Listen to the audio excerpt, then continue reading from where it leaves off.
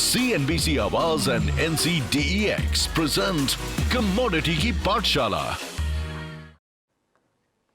नमस्कार, स्वागत है आपका कमोडिटी की पाठशाला में। और हमारे साथ आज ग्वार पर बात करने के लिए जुड़ रहे हैं हिंदुस्तान ट्रेडकॉम के डायरेक्टर शशिकांत कानुंगो। शशिकांत जी नमस्कार, शुक्रिया साथ जुड़ने के लिए। और जहां तक ग्वार की बात है, यहाँ पर पिछले 2-3 सालों में एक असमंजस वाली स्थिति बनी रही है, जहां पर डिमांड सप्लाई ऑलमोस्ट मैच हुए हैं, एक्सपोर्ट के नंबर्स बहुत ज़्यादा बनते हुए नजर नहीं आए हैं। सबसे पहले तो आपसे फंडामेंटल समझना चाहेंगे कि कैसी है ग्वार की स्थिति नए साल 2026 में, और अब क्योंकि एक फाइनेंशियल ईयर खत्म हो रहा है, मार्च के बाद नया फाइनेंशियल ईयर शुरू हो जाएगा, तो कैसे आप यहाँ पर सिचुएशन बनता हुआ देखते हैं? मैडम, पहले तो मैं ये बता दूं, पिछले 3-4 सालों के अंदर जो भी उत्पादन था वो ग्वार का बढ़ता हुआ था। वो अब पिछले 2 साल से मनीषा जी ये घट रहा है। लोग जो है ग्वार की बजाय दूसरी चीजों में, दूसरी उपज में शिफ्ट होते चले गए। अब की बार ग्वार का उत्पादन कम था पिछले सालों की तुलना में, और अब चूंकि अंतरराष्ट्रीय जो भी प्रॉब्लम्स थी वो भी सॉल्व होती नजर आ रही है। अब जो भविष्य है वो जो सामने दिख रहा है, इसके अंदर गम का एक्सपोर्ट अब बढ़ता हुआ नजर आ रहा है। और ऐसे के अंदर अब धीरे धीरे जो जो ग्वार का 2 महीने के अंदर जो कैलेंडर स्प्रेड जो 90 से 100 रुपए के बीच में होता था, वो भी अब 55-60 रुपए 1% के बीच में रह गया है। और आज की स्थिति है कि सप्लाई शॉर्ट होती जा रही है।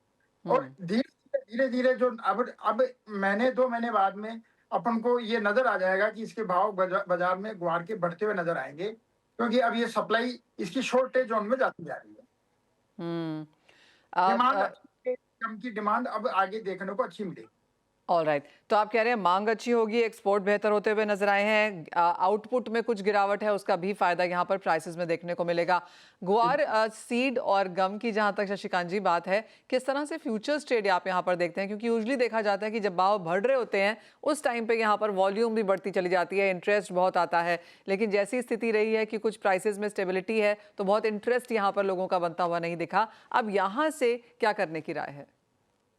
मनीषा जी देखो, सबसे पहले तो है कि ग्वार एक ऐसी पेशेंस वाली कमोडिटी है कि इसके अंदर ही कोई पेशेंस रखता है तो उसको मुनाफा अनिवार्य रूप से मिलता ही मिलता है। साथ में बात है कि अब इसके अंदर ये ग्वार के अंदर तो ऑप्शन की स्ट्रेटेजी भी साथ में है। ऑप्शन के अंदर मतलब आराम से ऑप्शन कम खर्चे के अंदर तेजी और मद्दी दोनों की जा सकती है। ट्रेडर के लिए जहां ग्वार 10 से 15% मार्जिन में लगाए, उसकी वजह से कम खर्चे के अंदर पूरा मुनाफा ले सकता है ट्रेडर। आपको लगता है कि ज्यादा से ज्यादा लोग ये समझ पाते हैं और इसका उपयोग यहाँ पर कर रहे हैं? नहीं, धीरे धीरे समझ बढ़ रही है। ग्वार के ऑप्शंस के अंदर पहले से लिक्विडिटी काफी बेटर हुई है और आगे भी बढ़ेगी।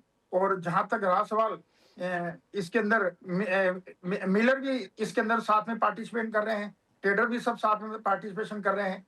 और अब आने वाला भविष्य ग्वार के अंदर बहुत ही ज्यादा उज्जवल नजर आ रहा है।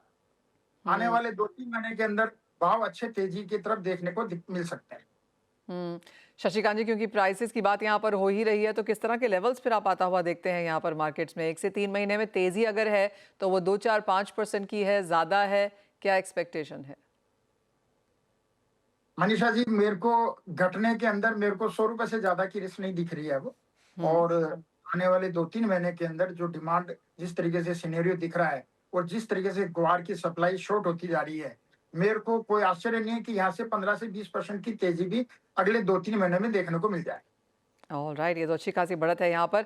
अगर ऐसी स्थिति है शशिकांत जी, तो फिर क्या स्ट्रैटेजी बनानी चाहिए एक उत्पादक को या फिर एक मिलर को यहाँ पर एक्सचेंज पे? इसके अंदर देखो मनीषा जी, ट्रेडर के लिए तो तेजी करने के लिए कॉल जो कि 2.5 से 3% के अंदर कॉल मिलती है, वो कॉल बाई कर सकता है और उसको अच्छा अपॉर्चुनिटी मिल सकती है। रहा सवाल मिलर के लिए, तो मिलर के लिए ग्वार एक कच्चा माल है, उसको पुट ऑप्शन बाई करके अपनी पोजीशन को हेज कर रखनी चाहिए। आज यदि वो ग्वार के सामने ग्वार हेज करता है सिस्टम पे, एनसीडीएक्स के सिस्टम पे, तो 15 से 20% का उसको मार्जिन भी देना पड़ जाए। और उसके बाद में यदि कोई तेजी आ गई तो तेजी उसको नहीं मिलेगी। और यहाँ पे यदि वो पुट ऑप्शन जो कि 2.5 से 3% के अंदर पुट ऑप्शन का खर्चा करके और पूरी तेजी खुद के हाथ में ले सकता है, तो खुद के स्टॉक को वर्तमान भाव का यानी एट द मनी एटीएम की पुट बाई करके और अपनी पोजीशन को हेज कर सकता है। और रहा सवाल कॉल का, यदि मान लो मिलर का यदि गम बिक जाता है एक्स्ट्रा, तो वो यहाँ पे इमीडिएट कॉल बाई करेगा और बाद में दिन 2 दिन के अंदर जैसे ही वो फिजिकल में ग्वार प्रिकोर करे, अपनी कॉल को वापस भेज देवे, तो कम खर्चे के अंदर वो अपनी पोजीशन को ये गड़बड़ की रिस्क से इंश्योर्ड हो सकता है। शशिकांत जी, आप ये कह रहे हैं कि अगर आप में एपेटाइट है तो आप फ्यूचर्स यहाँ पर करें, अदरवाइज ऑप्शंस के जरिए यहाँ पर बेहतर काम रह सकता है, इन्वेस्टमेंट भी कम है और रिस्क यहाँ पर ट्रेडर भी इसमें सुरक्षित है। मिलर भी, जो मिलर का टारगेट ओनली मिलिंग करने से है, उसको गड़बड़ से बचना है। तो कॉल पुट ऑप्शन ट्रेडिंग, इसके अंदर ऑप्शन के साथ में वो यदि अपने आप को सेव करके चलता है तो बेस्ट ये रूट है। ऑलराइट, तो आपको बहुत ज़्यादा स्पेकुलेट करने की यहाँ पर ज़रूरत नहीं है, तेज़ी की एक्सपेक्टेशन है और इसमें एक बहुत क्लियर कट स्ट्रैटेजी हमें यहाँ पर शशिकांत कानुंगो जी बना के भी दे रहे हैं। शशिकांत जी, एज ऑलवेज बहुत शुक्रिया साथ जुड़ने के लिए। बहुत ही साफ तरीके से वहाँ पर ऑफकोर्स गुआर के फंडामेंटल्स और साथ ही साथ ट्रेडिंग स्ट्रैटेजीज कैसे की जाए बहुत कम इन्वेस्टमेंट के साथ, वो भी समझाने के लिए। वेल, इसी के साथ फिलहाल कमोडिटी की पाठशाला में हमारे पास इतना ही समय है, लेकिन आप बने रहिए CNBC आवाज़ पर। ब्रेक के बाद लेकर आएंगे आवाज़ समाचार। CNBC आवाज एंड NCDEX present कमोडिटी की पाठशाला।